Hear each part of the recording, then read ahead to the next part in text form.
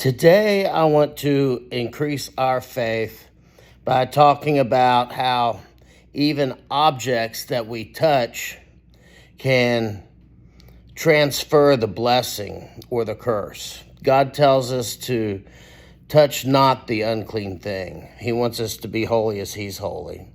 But the thing that got my mind started on this was I was reading in one of the early chapters of Daniel about Shadrach, Meshach, and Abednego. And, these were the three young men that were saved from the fiery furnace. And they came out without the smell of smoke on them. Their hair wasn't touched, and neither was their clothes. And I was thinking that that's neat. Clothes are important to God. Jesus promised us that we would never have to worry about something to wear because the lilies of the field are clothed with more splendor than that of Solomon. So that's important. It also brought to mind how the woman who was bleeding of many years touched Jesus's garment. She touched the hem of his garment, saying if she may touch just that, then she would be healed. And she was healed. It was her faith that healed her. But Jesus felt virtue, power going out from his body at the touch of that.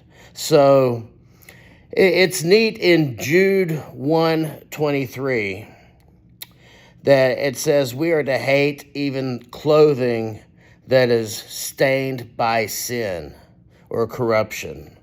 Our blessing or our corruption can get on our clothes. It's important.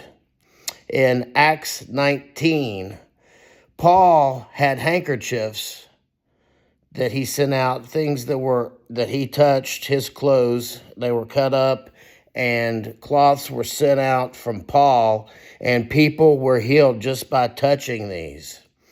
So my point is that this should increase our faith, that even the things we wear receive our blessing.